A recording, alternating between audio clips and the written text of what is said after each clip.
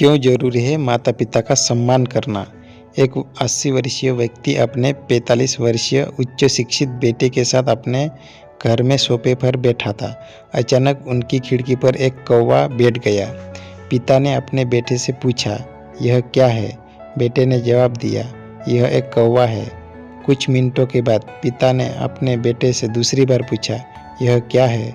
बेटे ने कहा, पिताजी, मैंने अभी आपको यह बताया कि यह एक कौवा है कहा है। थोड़ी देर बाद बूढ़े पिता ने फिर से अपने बेटे को तीसरी बार पूछा, यह क्या है? इस समय बेटे के स्वर में कुछ जलन महसूस हुई। तब उसने अपने पिता से झुंझलाते हुए बोला, यह एक कौवा है, एक कौवा है। थोड़ी देर बाद पिता ने फिर से अपने बेटे से चौथी बार पूछा, यह क्या है? इस बार बेटा अपने पिता पर चिल्लाया, आप मुझसे बार बार एक ही सवाल क्यों पूछते रहते हैं? हालांकि मैंने आपको कई बार बता चुका हूँ कि यह एक कौवा है। क्या आप इसे समझ नहीं पा रहे हैं? थोड़ी देर बाद पिता अपने कमरे में गए और एक पुरानी डायरी लेकर वापस आए, जिससे उन्होंने अपने बेटे के जन्म के बाद से बनाए रखा था। एक पेज खोलने पर उन्होंने अपने बेटे को उस पेज को पढ़ने के लिए कहा। जब बेटे ने इसे पढ़ा तो निम्नलिखित शब्द डायरी में लिखे गए थे, आज मेरा 3 साल का छोटा बेटा सोफे पर मेरे साथ बैठा था जब खिड़की पर एक कौवा बैठा था। मेरे बेटे ने मुझसे 23 बार पूछा कि यह क्या है और मैंने उसे 23 बार जवाब दिया कि यह एक कौवा था।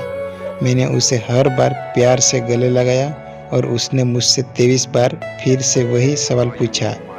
मुझे इस बात से बिल्कुल भी चिढ़ नहीं हुई कि मैंने अपने मासूम बच्चे के लिए प्यार महसूस किया, जबकि छोटे बच्चे ने उससे 23 बार पूछा, यह क्या है? पिता को 23 बार पूरे सवाल का जवाब देने में कोई जलन महसूस नहीं हुई, और आज जब पिता ने अपने बेटे से सिर्फ 4 बार ही यही सवाल पूछा तो बेटे को चिढ़ और गुस्सा महसूस हुआ।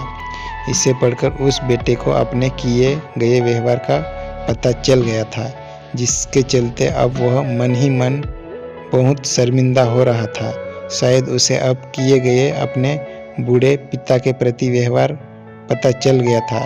इसलिए यदि आपके माता पिता जब बुढ़ापे में होते हैं, उन्हें न तो पीछे छोड़े और न ही उन्हें एक बोझ के रूप में देखें, बल्कि उनके साथ एक दयालु शब्द बोले। शांत, आज्ञाकारी, विनम्र और उनके प्रति दयालु बने। अपने माता पिता के प्रति विचारशील रहे।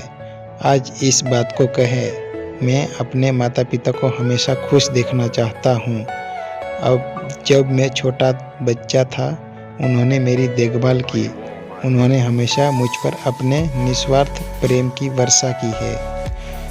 उन्होंने आज समाज में मुझे एक व्यक्ति के रूप में प्रस्तुत करने के लिए तूफान और गर्मी को देखे बिना सभी पहाड़ों और घाटियों को पार किया है। भगवान से प्रार्थना करें, मैं अपने बूढ़े माता पिता की सर्वोत्तम तरीके से सेवा करूंगा। मैं अपने प्यारे माता पिता को सभी अच्छे और दयालु शब्द कहूँगा, चाहे वे कैसे भी व्यवहार करें। तो दोस्तों, आप लोगों को ये कहानी कैसी लगी कमेंट करके ज़रूर बताइए, और अच्छी लगी तो वीडियो को लाइक एंड चैनल को सब्सक्राइब जरूर कर ले। मिलते हैं नेक्स्ट वीडियो में, तब तक के लिए जय हिंद, जय भारत।